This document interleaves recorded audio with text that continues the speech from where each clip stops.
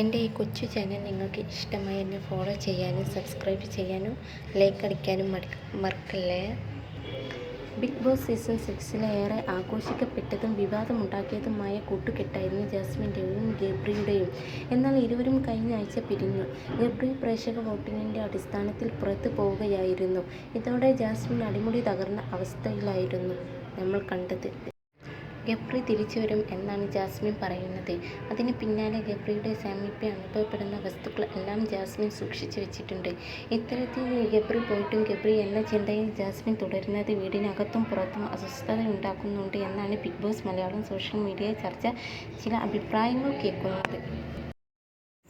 അതേസമയം തന്നെ ഈ ആഴ്ച വീട്ടിൽ ബിഗ് ബോസ് ഹോട്ടൽ ടാസ്ക് തുടങ്ങുകയും മലയാളം ബിഗ് ബോസ് സീസൺ 1 വിജയിയായ സാബു മോനും ഈ സീസണിലെ മത്സരാർത്ഥിയായ ശ്വേത മേനോനും അതിഥിയായി എത്തിയതും ഓരോരുത്തരെ അവരുടെ അടുത്ത് വിളിച്ച് വിലയിരുത്തിയിരുന്നു ഇവർ. എന്നാൽ ഇന്നലെ ശ്വേത നൽകിയ ടാസ്കിനെ തുടർന്ന് വീട്ടിൽ രശ്മിയും ജാസ്മിനും കയ്യാങ്കളി നടന്നിരുന്നു. ഇത് പരിഹരിക്കാൻ കൺഫെഷൻ റൂമിലേക്ക് രണ്ടുപേരെയും വിളിപ്പിച്ചു. അതിന് മുമ്പ് നടന്ന ബഹളത്തിന് ഇടയിൽ ജാസ്മിൻ്റെ ഗബ്രിയുടെ ഓർമ്മയിൽ സൂക്ഷിച്ച എന്തൊരു വസ്തു വീണിരുന്നു. ഇത് സാബുമോൻ എടുത്തു വച്ചു. അത് ജാസ്മിൻ ചോദിച്ചിട്ടും സാബു കൊടുത്തില്ല. പകരം സ്റ്റോർ റൂമിൽ വെച്ചെന്നും അത് ബിഗ് ബോസ് കൊണ്ടുപോയി കാണും എന്നും പറഞ്ഞു.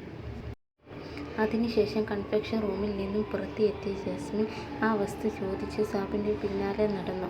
കയ്യിലുണ്ടായിട്ടും അത് സ്റ്റോർ റൂമിൽ വെച്ചു എന്നാണ് സാബു പറഞ്ഞത്. പിന്നെയും നടന്നപ്പോൾ അതിൻ്റെ ആവശ്യമില്ലെന്നും ഒറ്റയ്ക്ക് കളിക്കണം എന്നും മറ്റും ജാസ്മിനെ സാബു ആശ്വസിപ്പിക്കുന്നുണ്ടായിരുന്നു. അവസാനം മാല തൻ്റെ കയ്യിലുണ്ടെന്നും അവളെ ഒന്ന് കളിപ്പിക്കണമെന്നും സാബു ശ്രേതയോട് പറയുന്നുണ്ടായിരുന്നു. ഹോട്ടൽ ടാസ്കിൻ്റെ അവസാനം ആ വസ്തു കൊടുക്കും എന്നാണ് സാബു പറയുന്നത്. അതേസമയം സാബു നൽകാത്തതിനാൽ റൂമിൽ വന്ന് ഗബ്രിയുടെ ഫോട്ടോ എടുത്ത് കരഞ്ഞ ജാസ്മിനെ കാണാം. എന്തായാലും ജാസ്മിൻ്റെ ഗബ്രി ഇഫക്റ്റ് ഒഴിവാക്കാൻ മുൻ ഗെയിമറായ സാബു നടത്തുന്ന ട്രീറ്റ്മെൻറ്റ് എന്നാണ് ബിഗ് ബോസ് ചില അഭിപ്രായങ്ങൾ ഇത് സംബന്ധിച്ച് വരുന്നത്.